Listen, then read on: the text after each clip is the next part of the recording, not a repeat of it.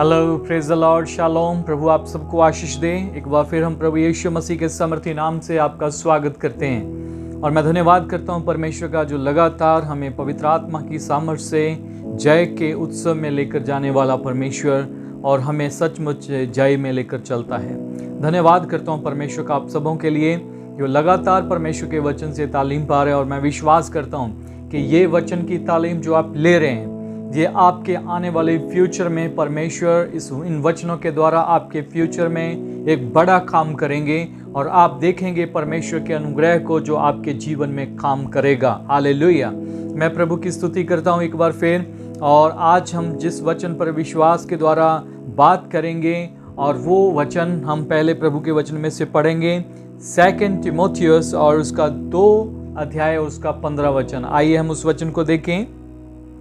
अपने आप को परमेश्वर का ग्रहण योग्य और ऐसा काम करने वाला ठहराने का प्रयत्न कर जो लज्जित होने ना पाए और जो सत्य के वचन को ठीक रीति से काम में लाता हो। आप ध्यान दीजिए इस वचन पर जो अभी अभी हमने प्रभु के वचन में से पढ़ा और स्क्रीन पर आप उस वचन को पढ़ सकते हैं। जो आपके सामने परमेश्वर का वचन है वो वचन आपको पूरी रीति से सिखाएगा कि इस वचन का एक्चुअल में आपके जीवन में क्या महत्व है। प्रभु का वचन हमें यहाँ पर बहुत ही सफाई से बता रहा है कि अपने आप को परमेश्वर का ग्रहण योग्य बनाने का प्रयत्न कर। तो आप देखिए प्रभु के सामने ग्रहण योग्य हम कैसे बन सकते हैं, कैसे हम प्रभु के ग्रहण योग्य हो सकते हैं। बहुत सारे लोग प्रार्थना करते हैं कि परमेश्वर मुझे ग्रहण कीजिए, प्रभु मुझे अपने पास ग्रहण कीजिए, मुझे लीजिए। और मैं आपको कहना चाहता हूं प्यारे बहनों भाइयों, प्रभु के ग्रहण योग्य बनने के लिए आपको क्या करना है। यहाँ पर प्रभु का वचन बहुत ही सफाई से बताता है कैसे ग्रहण योग्य बनना है। आप ध्यान दीजिए, मान लीजिए कि आप कोई भी काम करते हैं, जैसे आपने मान लीजिए कि एक बिल्डिंग बना रहे, आप एक कॉन्ट्रैक्टर हैं और आपने एक बिल्डिंग का कॉन्ट्रैक्ट लिया है कि आप उसे बनाएंगे। तो जैसा आपको उसका मैप दिया जाता है तो आपने क्या करना है, उसी मैप के अनुसार एक बिल्डिंग को बनाना है। तो आप वहाँ पर क्या कोशिश करेंगे, क्या प्रयत्न करेंगे? आप वहाँ पर यही कोशिश करेंगे कि जिस काम के लिए मुझे यहाँ पर ये कॉन्ट्रैक्ट मिला है उसे मैं कैसे पूरा करूं और जो मेरे पास मैप जो नक्शा मुझे दिया गया है उसी के अनुसार मुझे काम करना है, ताकि जिसने मुझे ये काम दिया है जब वो उसे चेक करे तो उसे पूरी रीति से वो परफेक्ट नजर आए और मैं वहां पर शर्मिंदा या लज्जित ना हो। कोई भी व्यक्ति जब कोई काम करता है, कोई भी काम करने से पहले वो इसी बात को सोचता है कि जिसने मुझे काम दिया है उसकी नज़र में ये काम परफेक्ट होना चाहिए, ये काम सही होना चाहिए, ताकि उनके सामने मुझे लज्जित ना होना पड़े, अरे तूने ये काम पकड़ा लेकिन तू उसे कर नहीं पाया। सो मैं आज आपको बताना चाहता हूँ, परमेश्वर का वचन हमें बहुत ही सफाई से बताता है कि यदि हमने परमेश्वर के सामने ग्रहण योग्य बनना है तो हमें क्या करना है। यहाँ पर प्रभु का वचन बताता है, बहुत ही साफ तरीके से लिखा गया है कि तू ऐसा ग्रहण योग्य बनने के लिए क्या करना है, ठहराने का प्रयत्न कर जो लज्जत होने न पाए, जो सत्य के वचन को, यहाँ पर अगली लाइन बहुत ही साफ लिखी हुई है, जो सत्य के वचन को ठीक रीति से काम में लाता हो। परमेश्वर के वचन को आप अगर ठीक रीति से अपने काम में लाएंगे तो आप परमेश्वर के ग्रहण योग्य व्यक्ति बन जाएंगे। सो यहाँ पर एक बहुत बड़ी प्रॉब्लम है कि परमेश्वर के वचन को ठीक रीति से काम में लाने का यहाँ पर प्रभु का वचन हमें बताता है। तो वचन को तो बहुत लोग यूज करते हैं लेकिन अपने अपने ढंग से यूज करते हैं। ये जरूरी नहीं कि सब जो वचन को पढ़ते हैं वो ठीक रीति से प्रभु के वचन को काम में लाते हैं, क्योंकि यहाँ पर अगर ठीक रीति से काम में लाने के लिए लिखा गया है तो ये निश्चित है कि इसको गलत रीति से भी काम में लाया जाता है। बहुत सारे लोग अपने मतलब की आयतों को निकाल लेते हैं, मतलब की वर्सेस को निकाल लेते हैं। अगर किसी को हर्ट करना है तो वो क्या करेंगे, उसके जैसा, मतलब कि एक मान लीजिए कि एक हस्बैंड वाइफ है, अगर कोई पत्नी में कुछ प्रॉब्लम है तो पति क्या करेगा, ऐसी वर्सेस को निकाल कर उसके सामने एक, देखो पत्नी के लिए ऐसा लिखा है, पत्नी के लिए ऐसा लिखा है, ऐसे करके बोलेगा। और वैसे ही अगर पत्नी ने कुछ पति को बोला, अरे पता है पति के बारे में बाइबल में क्या लिखा है, तो वो उसी हिसाब से क्या करेगा, उस वचन को निकाल के बताएगा। तो आप इस बात को देखिए, वो जो वर्सेस हैं वो जो निकाल कर एक दूसरे को बता रहे हैं, ये बताने की जरूरत है। आपको ये बात देखनी है कि जो पत्नी है वो ये देखे कि पत्नी के लिए वचन में क्या लिखा गया है। पति को क्या लिखा गया है उसको देखने की जरूरत नहीं है, वो पति देख लेगा। उसको पति को यह देखने की जरूरत है कि मेरे लिए वचन में क्या लिखा है। पर आजकल क्या होता है, बहुत सारे पास्टर्स या बहुत सारे ऐसे लोग होते हैं जो क्या करते हैं, दूसरों की कमियों को निकालने के लिए उस ऐसे वचन को ले लेते हैं जिसके द्वारा वो दूसरों को नीचा दिखाना चाहते हैं। सो वो ठीक रीति से प्रभु के वचन को काम में लाना नहीं होता है। परमेश्वर के वचन को ठीक रीति से काम में कैसा लाया जाए, आज हम इस विषय में आपको सिखाएंगे और आप इस बात को सीखिए कि एक्चुअल में हमें परमेश्वर का वचन इसके बारे में क्या सिखाता है। जब हम प्रभु के वचन में आगे बढ़ेंगे तो आपको बहुत सारी चीजें सामने आएंगी और मैं चाहता हूं कि आप मेरे साथ इस वचन में बने रहें और पूरी बात को ध्यान से सुने और समझें। इसी के 3 चैप्टर में जब हम जाते हैं 2 तीमुथियुस का, उसका 3 चैप्टर 3 अध्याय और उसका 16 और 17 वचन। 16 और 17 वचन यहाँ पर हमें बहुत ही खूबसूरती से कुछ बताता है। लिखा है, संपूर्ण पवित्र शास्त्र परमेश्वर की प्रेरणा से रचा गया है और उपदेश और समझाने और सुधारने और धार्मिकता की शिक्षा देने के लिए लाभदायक है, ताकि परमेश्वर का जन सिद्ध बने और हर एक भले काम के लिए तत्पर हो जाए। आप ध्यान दीजिएगा इस वचन पर। प्रभु का वचन बहुत ही खूबसूरती से बताता है कि संपूर्ण पवित्र शास्त्र यानी कि पूरी बाइबल जो परमेश्वर का वचन है, ये पवित्र आत्मा के द्वारा लिखा गया है। जो बाइबल का जो राइटर है, बहुत सारे लोगों को इस बात का भ्रम रहता है कि ये बाइबल है, हो सकता है ये मनुष्यों ने लिखी है, ये तो किसी मनुष्य की कल्पना होगी। बहुत सारे जो प्रभु पर विश्वास नहीं करते उनका ये मानना है। लेकिन जो लोग प्रभु को मानते और जानते और पहचानते और प्रभु के वचन पर चलते, उन्हें पता है कि बाइबल का राइटर कौन है, बाइबल का लिखने वाला कौन है। तो यहाँ पर इस बात का उत्तर है, बाइबल बताती है कि पूरा पवित्र शास्त्र यानी कि पूरी बाइबल, इसमें 66 बुक्स हैं। ये सारी की सारी बुक्स जो हैं ये पवित्र आत्मा के द्वारा लिखी गई। इसका राइटर पवित्र आत्मा है, इसका लिखने वाला कोई मनुष्य जैसे मनुष्य की कल्पना नहीं है। इसको लिखने वाला परमेश्वर है। और यहाँ पर लिखा गया, क्यों लिखा गया है?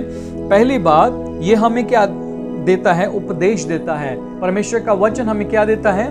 उपदेश देता है। देन आफ्टर उसके बाद में लिखा है हमें समझाने के लिए। अगर हम उपदेश को नहीं मानते, हम समझाए जाने को नहीं मानते, तो तीसरी बात बहुत अच्छी लिखी है, यहाँ पर लिखा सुधारने के लिए। तो जब परमेश्वर का वचन हमें सुधारता है तो कभी कभी परमेश्वर का वचन सोटी और लाठी की तरह काम भी करेगा। आप जानते हैं परमेश्वर का वचन किस किस प्रकार काम करता है। परमेश्वर के वचन में हम सब जानते हैं, वचन एक हथौड़े के समान है, वचन एक तलवार के समान है, वचन एक आग के समान है।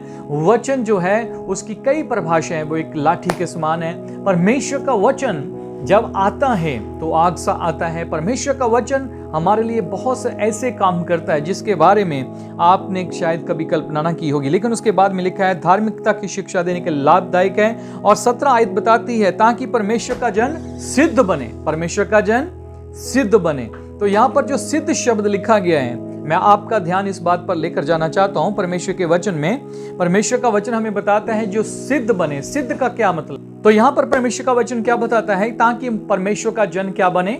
सिद्ध बने। यदि आप इस बात को किंग जेम्स वर्शन में, यानी कि जो इंग्लिश की बाइबल है, किंग जेम्स वर्शन में देखेंगे तो वहां पर यह शब्द परफेक्ट करके लिखा गया है, ताकि परमेश्वर का जन परफेक्ट बने। लेकिन आपको मैं बताना चाहता हूं परमेश्वर के वचन में अगर आप इसको जाएंगे ग्रीक में देखेंगे तो इसका मतलब जो आप हिब्रू में और ग्रीक में पाएंगे तो इसका मतलब कुछ और है। इसका मीन्स होता है फ्रेशनेस इन कंप्लीटनेस। परमेश्वर का वचन वहां पर हमें बताता है, यहाँ पर सिद्ध शब्द यूज किया गया है, या फिर इसका मतलब यहाँ पर यह बताया गया है कि सिद्ध बने या परफेक्ट बने। लेकिन इसका मतलब एक और है।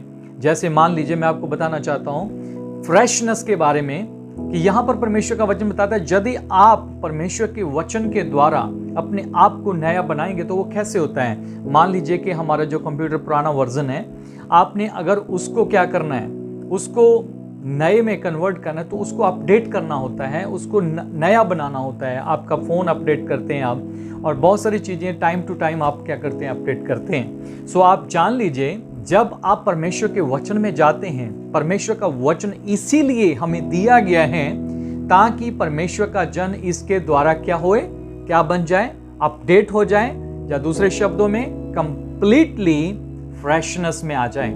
मतलब क्या है? आपका परमेश्वर का वचन ही आपको अपडेट करता है, और ये बहुत जरूरी है कि जो परमेश्वर के जन हैं वो परमेश्वर के वचन के द्वारा अपडेट हों। और ये बहुत ही महत्वपूर्ण परमेश्वर के साथ आपका क्या होगा? एक बहुत अच्छा परमेश्वर के साथ रिलेशन होगा। और यहाँ पर कंप्लीटली फ्रेश और कंप्लीटली नाउ फ्रेश करके हम इस बात को समझ सकते हैं। परमेश्वर का वचन हमें क्या करता है? सिद्ध बनाता है, परफेक्ट बनाता है, या कंप्लीटली हमें फ्रेश करता है, या हमें अपडेट करता है। बहुत सारे लोग परमेश्वर के वचन को अपने अपने हिसाब से यूज कर रहे हैं, लेकिन अपने आप को अपडेट नहीं कर पा रहे हैं। अपने आप को अपडेट करना क्यों जरूरी है? मैं आपको बताना चाहता हूं, आप अपने आप को अपडेट करें विद वर्ड ऑफ गॉड, परमेश्वर के वचन के द्वारा। जब आप परमेश्वर के वचन के द्वारा अपने आप को अपडेट करेंगे तो आप पाएंगे कि परमेश्वर आपके अंदर कुछ नया काम करने जा रहे हैं। परमेश्वर आपको नई नई बातें सिखाएंगे। जब आप पुराने वर्जन में हैं तो आप देखिए पुराने वर्जन में नई बातें नहीं आती, नई इंफॉर्मेशन नहीं आती हैं। जब आप परमेश्वर के साथ इस तरीके से चलेंगे तो आप पाएंगे कि परमेश्वर आपको जब अपडेट करते हैं तो उसके साथ आपको लेटेस्ट सुपरनैचुरल इंफॉर्मेशन के द्वारा परमेश्वर आपको नई नई बातों के द्वारा परमेश्वर आपको भरेंगे, और आप जानेंगे कि परमेश्वर का वचन आपको गहराई से कुछ सिखा रहा है। परमेश्वर के वचन के द्वारा आप कंप्लीटली फ्रेश हो जाएंगे। तो बहुत सारे लोग हैं जो कहते हैं बाइबल पढ़ता हूं, मैं ये करता हूं, वो करता हूं, पूरा क्या करेंगे? वो 3-3, 4-4 चैप्टर भी पढ़ लेंगे। कई लोग कहते हैं मैं तो 4-4 घंटे बाइबल पढ़ लेता हूं। तो आप पढ़ते क्या हो, उसके द्वारा आप समझते क्या हो, ये बहुत जरूरी है। आप समझिए, यदि आप एक दिन में 1 चैप्टर भी पढ़ेंगे तो कोई बात नहीं, लेकिन परमेश्वर के वचन के द्वारा आपको सीखना है कि उस वचन में से परमेश्वर ने आपको क्या रेवलेशन दिया, आपको उस वचन का क्या प्रकाश दिया। यह सीखना बहुत ही इंपॉर्टेंट होगा। ये कब होगा? जब बहुत सारे कहते हैं कि मैं बाइबल पढ़ता हूं लेकिन मुझे कुछ समझ में नहीं आता। क्यों नहीं आता? क्योंकि आप अभी तक अपडेट नहीं हुए हो। जब परमेश्वर के वचन के द्वारा हम अपडेट होते हैं, जब हमारा जीवन फ्रेश होता है। यहां पर हमने देखा कि संपूर्ण पवित्र शास्त्र पवित्र आत्मा के द्वारा लिखा गया है। क्यों लिखा गया है? और उसके बारे में हमने अभी अभी देखा, ताकि क्या हो? हमें वो समझाने के लिए, सुधारने के लिए, उपदेश देने के लिए, धार्मिकता की शिक्षा देने के लिए दिया गया है, ताकि परमेश्वर का जन क्या हो? रिफ्रेश हो, ताकि परमेश्वर का जन क्या हो? कंप्लीटली फ्रेश हो और अपडेट हो। हालेलुया। संपूर्ण पवित्र शास्त्र इसीलिए दिया गया है। लेकिन हमें पुरानी बातों को तो हम बैठते देखते, कभी कभी हमें परमेश्वर के वचन की समझ नहीं आती। बहुत सारे लोग क्या करते हैं, 1 घंटा वचन सुनेंगे, लेकिन बाद में उनसे पूछेंगे तो बोलते मुझे कुछ समझ में नहीं आया। क्यों नहीं आया भाई? क्योंकि आपका ध्यान कभी परमेश्वर के वचन पर था ही नहीं। आप तो उसे अपने मतलब के लिए पढ़ रहे थे। आप तो सिर्फ इसलिए पढ़ रहे थे ताकि उसको पढ़ने के द्वारा सोचते हैं कि शायद कुछ मिरेकल हो जाएगा। आप तो इसलिए पढ़ रहे थे, शायद आपने किसी को पढ़ते हुए सुना, आपने किसी की टेस्टमनी सुनी इसलिए पढ़ रहे थे। लेकिन आपके लाइफ में अगर आपने कुछ पाना है तो आपको बड़े ध्यान से इस बात को सीखना है कि पवित्र शास्त्र हमें क्यों दिया गया है। और यहाँ पर पवित्र शास्त्र हमें बताता है कि वो इसलिए दिया गया है ताकि टाइम टू टाइम पवित्र आत्मा के द्वारा परमेश्वर आपको नई नई चीजें सिखा सके। और जब आप पवित्र आत्मा के द्वारा, पवित्र शास्त्र के द्वारा अपडेट होकर जब आप नई नई बातों को परमेश्वर से सीखेंगे, जैसे कि बाइबल में बताया गया है कि मुझसे सीख, मैं तुझे सिखाऊंगा वो सारी बातें जिन्हें तू नहीं जानता। मुझसे मांग तो मैं तुझे वो कठिन और वो बातें बताऊंगा जिन्हें तू नहीं जानता। जब परमेश्वर आपको ये कहते हैं कि मैं आपको कुछ नया सिखाना चाहता हूं, तो वो बाइबल हमें यह भी बताती है कि पुरानी मशकों में नया दाखमधु नहीं डाला जाता। तो आप याद रखें, आपको ये देखना है कि आप वही तो पुराने तो नहीं हैं। बहुत सारे लोग प्रभु में आ जाते, लेकिन आने के बाद में भी वो अपनी पुरानी लाइफ को छोड़ने के लिए तैयार नहीं है। अपना नाम, अपना वो सरनेम, अपना वो ही सब कुछ वो क्यों छोड़ने के लिए, अपनी पहचान छोड़ने के लिए तैयार नहीं है, क्योंकि वो जानते हैं कि इसी के द्वारा तो उसने लाभ उठाना है। आज के बहुत सारे लोग ऐसे हैं संसार में जो अपना निजी बेनिफिट लेने के लिए अपनी पहचान को भी खोना नहीं चाहते। वो अपने आप को बताएंगे कि मैं उस बरादरी से हूँ, मैं इस कास्ट का हूँ, मैं इस कास्ट का हूँ। मेरे प्यारे बहनों भाइयों, परमेश्वर ने आपको नई सृष्टि बनाया है। आप अपडेट हो जाइए। जब तक आप अपडेट नहीं होंगे, जब तक आप कंप्लीटली फ्रेशनेस में नहीं आएंगे, परमेश्वर आपको आने वाली बातें कभी भी नहीं बताएंगे। परमेश्वर आपको नई बातें कभी भी नहीं सिखाएंगे, क्योंकि पवित्र शास्त्र, संपूर्ण पवित्र शास्त्र इसलिए लिखा गया ताकि परमेश्वर का जन क्या हो, कंप्लीटली फ्रेश बने, नया बने। बाइबल हमें बताती है कि आप मसीह में नई सृष्टि हो, पुरानी बातें बीत गई हैं। आप इस बात को कभी ना भूलें, you are a new creation in Christ. जब आप प्रभु में नए हैं तो पुरानी बातें बीत गई। तो पुराने मनुष्य तब को आप उतारें और नए मनुष्य तब को पहने। और परमेश्वर का वचन बहुत ही सफाई से बताता है। बहुत सारे क्रिश्चियन ऐसे होते हैं जो लोग क्या करते हैं, पर वही पुराना जीवन अपना उसको वो क्या नहीं कर पाते हैं, रिफ्रेश नहीं कर पा सकते। तो आप सोच सकते हैं जो परफेक्ट शब्द यहाँ पर लिखा है, परफेक्ट होने के लिए या रिफ्रेश होने के लिए या अपडेट होने के लिए परमेश्वर का पवित्र शास्त्र आपको दिया गया है। इसी के द्वारा ही आप अपडेट हो सकते हैं। बहुत सारे लोग ऐसे हैं जो सोचते हैं, अरे मैं वहां जाकर अपडेट होऊंगा, कोई बड़ा पास्टर मेरे सिर पर हाथ रखेगा तो शायद मैं तब अपडेट होऊंगा। नहीं मेरे प्यारे बहनों भाइयों, सिर्फ एक ही चीज है जो आपके जीवन को बदल सकती है, वो है वर्ड ऑफ गॉड, परमेश्वर का वचन। जो परमेश्वर का वचन है वो आपके जीवन को बदल देने के लिए काफी है। और परमेश्वर का वचन हमें बहुत ही सफाई से बताता है कि ये आपका समय है कि आप परमेश्वर के साथ रिफ्रेश होकर परमेश्वर के साथ चलें। जब आप मैथ्यू की किताब में जाएंगे तो मैथ्यू की किताब उसका 13 चैप्टर और उसका 52 वर्स हम देखेंगे।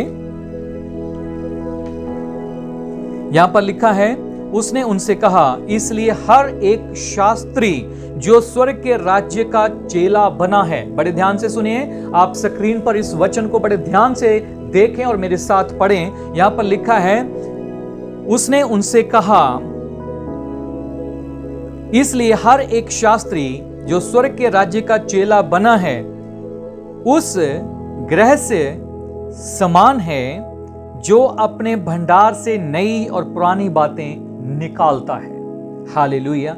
प्रभु यीशु मसीह ने प्रभु के वचन में मैथ्यू की बुक में उसके 13 चैप्टर में उसके 52 वर्सेस में यह कहा है कि जो कोई प्रभु के राज्य का चेला बना है, जो कोई प्रभु के राज्य का शास्त्री बना है, तो उसको यह ज्ञान परमेश्वर की ओर से प्राप्त किया गया है, उसे दिया गया है कि वो अपने भंडार से, मतलब जानिए वो अपने दिल के भंडार से, मन के भंडार से, आप इसको पंजाबी में पढ़ें, अगर और किसी लैंग्वेज में पढ़ें तो आप पूरी बात समझाएंगे कि मनुष्य के अंदर दो प्रकार का क्या है, जो भंडार है अंदर, और उसमें से एक ही भंडार में से दो तरह की बातें को क्या करता है, निकालता है, नई और पुरानी बातें। बाइबल हमें बताती है जो लोग अपडेट हुए हैं परमेश्वर के वचन के द्वारा, उनके अंदर नई नई जानकारियों को पवित्र आत्मा के द्वारा डाला जाता है। और लिखा है नई और पुरानी बातें। तो यहाँ पर नई और पुरानी बातें लिखी हैं। बड़े दुख के साथ आपको इस बात को मैं कहना चाहता हूँ कि आज वही पुरानी बातों को लेकर लोग क्या कर रहे हैं, उसी को लेकर क्या कर रहे हैं, पुरानी बातों को ही लेकर लोगों को उसी के द्वारा क्या कर रहे हैं, उसको गुमराह कर रहे हैं, या रख लीजिए उसे उसी में वो क्या फंसा के रखते हैं कि वो नई बातों को सीख भी नहीं पाते हैं। नई बातों को सीखने के लिए, मतलब मेरी बात को आप समझिए, यदि आपके सामने कोई मुश्किल नहीं आकर खड़ी है तो आपको उसका हल भी नया चाहिए। मैं आपको इस बात की एक परिभाषा बताना चाहता हूँ। जैसे आपको पता है कि अभी कोरोना वायरस जो है वो आया। जब कोरोना वायरस आया तो दुनिया में किसी के पास भी उसकी मेडिसिन नहीं थी।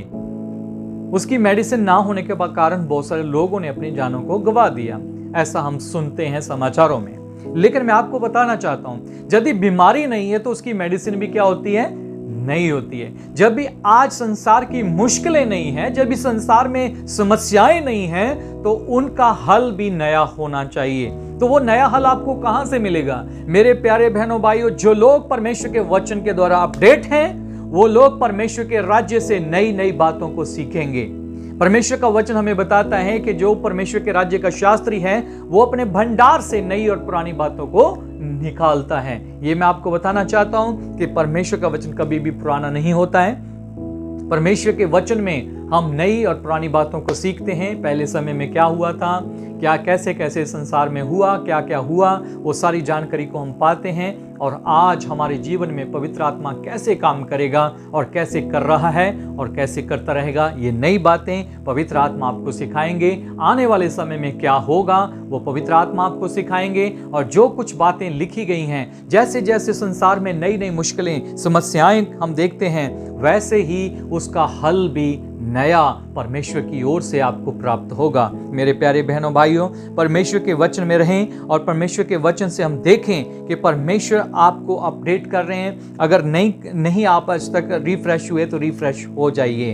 प्रभु का वचन आपके लिए इसीलिए दिया गया है कि आप प्रभु के वचन के द्वारा अपडेट हों और नई जानकारियों को परमेश्वर से पाएं। यदि आपने मेरे इस बात को नहीं समझा तो मैं आपके साथ एक वर्सेस को पढ़ना चाहूँगा, जिसको पढ़ने के बाद शायद आपको और भी ज़्यादा समझ में आएगा। मेरे साथ पहले आप आएँ हिब्रू की किताब में और उसका 11 का 6 वचन हम देखेंगे।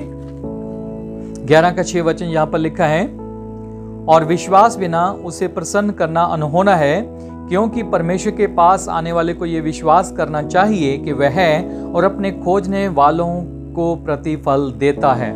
मैं आपको बताना चाहता हूँ, यहाँ पर परमेश्वर का वचन बताता है कि विश्वास के बिना हम परमेश्वर को खुश नहीं कर सकते हैं। पर देन आफ्टर दूसरी लाइन हमें ये बताती है कि जो कोई उसके पास आता है उसे विश्वास करना चाहिए कि वह है। और जो अगली बात है वो बहुत खास है, वो ये है कि परमेश्वर के खोजने वालों को वह रिवार्ड देता है। हालेलुया। परमेश्वर का वचन हमें बताता है कि जो उसके खोजने वाले हैं वह उनका फलदाता है। और फलदाता का मतलब आप समझते हैं कि परमेश्वर उन्हें रिवार्ड देता है। रिवार्ड क्या है?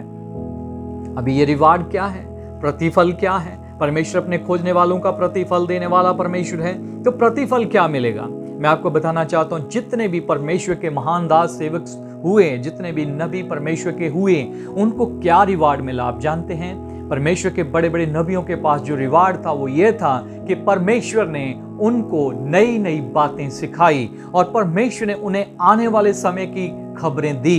परमेश्वर ने उन्हें रिवार्ड दिया कि संसार में क्या करने जा रहा हूं। परमेश्वर ने उनसे बातें की, परमेश्वर ने इस प्रकार उनको प्रतिफल दिया।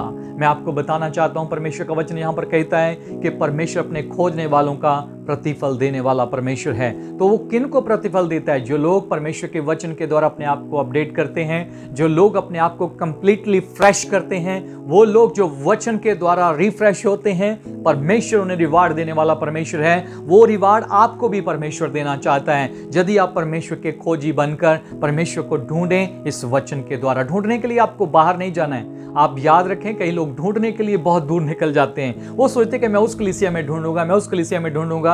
और बहुत सारे लोगों को तो ऐसा लगता है जब कंप्यूटर में लोग ऐसा कुछ डिजाइन करते हैं और स्वर्गदूत बनाकर कलीसियाओं में खड़े कर देते हैं कंप्यूटर के द्वारा, लोग बोलते हैं अरे यार वहां तो स्वर्गदूत उतरे थे। उनको यह भी पता नहीं होता कि कंप्यूटर के द्वारा क्या क्या किया जा सकता है आज के युग में। पर मैं आपको बताना चाहता हूं, परमेश्वर आपको जब ये खोजने की बात कहते हैं तो आपने कहां पर परमेश्वर को खोजना है? परमेश्वर को खोजने के लिए आपको परमेश्वर के वचन में जाना है। और जब आप वचन में जाएंगे तो आप अपडेट होंगे। जब आप वचन के द्वारा अपडेट होंगे तो खुदा परमेश्वर आप पर उन बातों को, उन प्रकाश को जो आप पढ़ेंगे, चाहे आप एक ही चैप्टर क्यों ना पढ़ें, परमेश्वर आपसे बात करेंगे और आपको परमेश्वर उसके द्वारा अपडेट करेंगे। और परमेश्वर आपसे नई नई बातों को उस वचन के द्वारा आपके सामने लेकर आएंगे और आप देखेंगे कि परमेश्वर आपसे बात कर रहे हैं। और आप ध्यान दीजिएगा, परमेश्वर आपको नई नई बातें सिखाएंगे। जैसा कि परमेश्वर ने यिर्मयाह की किताब में कहा कि मुझसे प्रार्थना कर और मैं तुझे वह कठिन और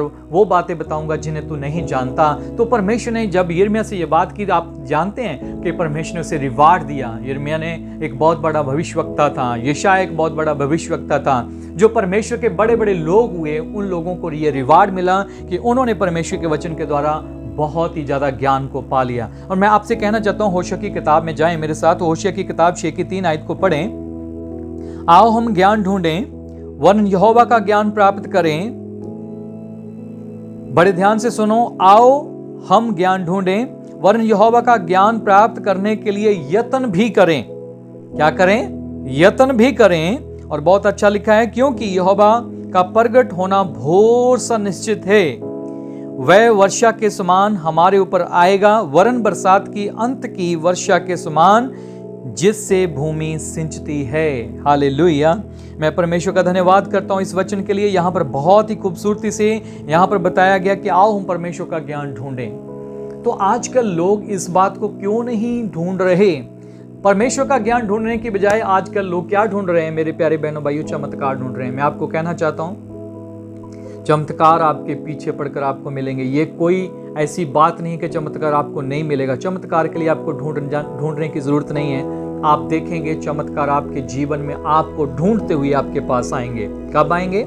जब आप इस वचन को समझे। यहाँ पर लिखा है कि आओ हम यहोवा के ज्ञान को ढूंढें। आओ हम यहोवा के ज्ञान को ढूंढने का क्या करें? यत्न करें। जो लोग परमेश्वर के ज्ञान को ढूंढने का यत्न करते हैं, मेरे प्यारे बहनों भाइयों बड़े ध्यान से सुनिएगा, परमेश्वर उन पर अपने आप को प्रकट करता है। फॉर एग्जाम्पल, आपको पता होगा बाइबल में एक जक्कई नाम का व्यक्ति था जो बहुत नाटा था और बहुत ही कद का छोटा था और वो यीशु को देखना चाहता था। उसने उसको देखने का यत्न किया। बाइबल हमें बताती है कि उसने उसे ढूंढने का, उसके देखने का यत्न किया। तो कैसे यत्न किया?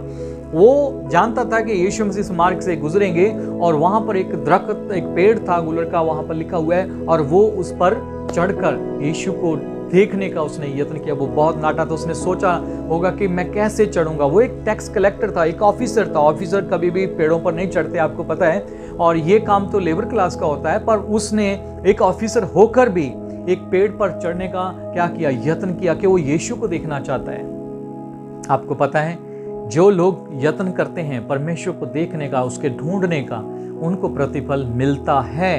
और कैसे हुआ? यक्कई जब पेड़ पर चढ़कर बड़ी मुश्किल से चढ़ा, वो ध्यान दीजिए, वो भीड़ के कारण यीशु को देख नहीं पाता था। उसने यीशु मसीह के बारे में सुना था। पर ध्यान दीजिए बात पर, परमेश्वर का वचन हमें बताता है कि जब यीशु उस पेड़ के पास आए तो यीशु ने वहीं पर स्टॉप कर दिया और कहा कि जक्कई नीचे उतर कर आ जाओ। पहली मुलाकात थी यीशु मसीह के साथ यक्कई की। और आप ध्यान दीजिए, यीशु मसीह ने कहा कि आज मैं तेरे घर में जाऊंगा। ये लोग उसे ढूंढने का यत्न करते हैं, जो उसे देखने का यत्न करते हैं, परमेश्वर उनके घर में उनके पास आते हैं। हालेलुया। उसने तो एक यत्न किया, लेकिन उसने कभी सोचा ना होगा कि यीशु मेरे घर में आएंगे, और उसका जीवन बदल गया। और प्रभु ने कहा आज इस घर में उद्धार आया है।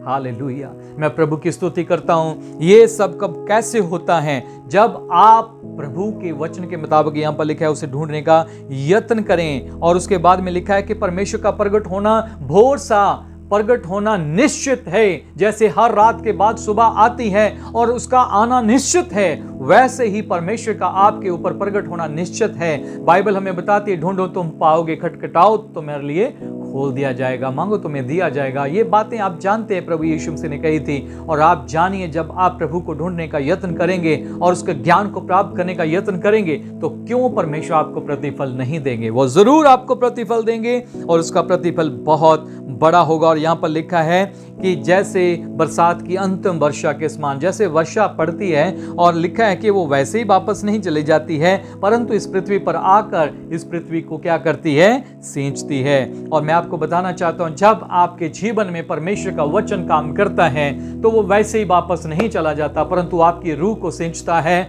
और जिस काम के लिए परमेश्वर का वचन आता है वह उसे पूरा करता है। हालेलुया। प्रभु की स्तुति हो, प्रभु की महिमा हो, क्योंकि परमेश्वर कभी ना बदलने वाले परमेश्वर हैं और परमेश्वर अपने वचनों के द्वारा आपको आशीष दे रहे हैं। मैं विश्वास करता हूं। मेरे साथ एक लास्ट आयत को पढ़ लीजिएगा, 1 तीमुथियुस और चैप्टर 4, तीमुथियुस की पहली किताब, और उसका जब हम चौथा अध्याय पढ़ते हैं, चौथे अध्याय की 15 और 16 आयत, इसी के साथ मैं समाप्त करूंगा। बड़े ध्यान से सुनिएगा। अगर आपने इस आशीष को पाना है तो वो कैसे आपके जीवन में आएगी, ये ध्यान दीजिएगा। आज से आपने क्या काम करना है? यहां पर लिखा है, इन बातों को सोचते रहे और इन्हीं में अपना ध्यान लगाए रहे, ताकि तेरी उन्नति सब पर प्रगट हो। तो आपको क्या करना है? इन बातों को सोचते रहना है, इन बातों पर ही ध्यान लगाए रखना है, ताकि आपकी उन्नति सब पर प्रगट हो। जब परमेश्वर आपकी उन्नति करेंगे तो वो सब पर प्रगट होगी। आपकी उन्नति का होना निश्चित है। जब परमेश्वर आपको उन्नत करेंगे तो आप देखिएगा, आपको सब लोग जो आपके इर्द गिर्द आपको देख रहे हैं वो भी हैरान हो जाएंगे किस प्रकार परमेश्वर ने आपको उन्नत किया। और ध्यान दीजिए, उसकी अगली आयत 16 कहती है, अपने और अपने उपदेश की चौकसी रख, इन बातों पर स्थिर रहें। अपने और अपने उपदेश की क्या करनी है? चौकसी करनी है और इन पर स्थिर रहना है। बहुत सारे लोग ऐसे होते हैं जो वचन उन्होंने सुने होते हैं, विश्वास किया होता है परमेश्वर पर, उस पर कायम नहीं रहते हैं और वो भरमाए जाते हैं। जब वो कहते हैं अरे वहां पर ऐसा हो रहा है, वहां पर ऐसा हो रहा है, चलो चलो चलते हैं, तो वो अपने उपदेश पर कायम नहीं रहते हैं। तो आपको वचन पर क्या रहना है? कायम रहना है। बाइबल हमें बताती है अपने जो उपदेश की क्या करनी है? अपने रखवाली करनी है, अपने विश्वास की रखवाली करनी है और अपनी चौकसी करनी है। इन बातों पर स्थिर रहे, क्योंकि यदि ऐसा करता रहेगा तो तू अपने और अपने सुनने वालों के लिए भी उद्धार का कारण ठहरेगा। यहां पर प्रभु का वचन बताता है कि ऐसा करने के द्वारा आप अपना और अपने सुनने वालों का क्या करोगे? उद्धार का कारण ठहरोगे। सो परमेश्वर आपको आशीष दे इन वचनों के द्वारा। और मैं विश्वास करता हूं कि परमेश्वर ने आपके माइंड को नया बनाया है। और मैं आपको कहना चाहता हूं, जब आप प्रार्थना करें, जब परमेश्वर के पास जाएं, तो हमेशा परमेश्वर के पास जाकर कहें कि परमेश्वर तेरा धन्यवाद है कि तेरा वचन ही मेरे पांव के लिए दीपक और मेरे मार्गों का उजाला है। और तेरे वचन के द्वारा पिता परमेश्वर आप मेरे अंदर अपनी सामर्थ्य को भरते हैं। और पिता परमेश्वर आपने मुझे अपडेट किया है। और परमेश्वर आपने मेरी आंखों में प्यारे प्रभु अपने वचन के द्वारा ज्योति भरी के मैं सब बातों को अंडरस्टैंड कर सकूं। और परमेश्वर आपका धन्यवाद कि आपने मेरे माइंड को न्यू किया है ताकि मैं तेरे वचन को समझ सकूं। और परमेश्वर तेरा धन्यवाद है कि आपने मेरे लेवल को ऊंचा उठाया है ताकि मैं परमेश्वर की सोच के समान अपनी सोच को बना सकूं। परमेश्वर का धन्यवाद करें इन बातों के द्वारा। परमेश्वर आपको आशीष दे। God bless you. शालोम।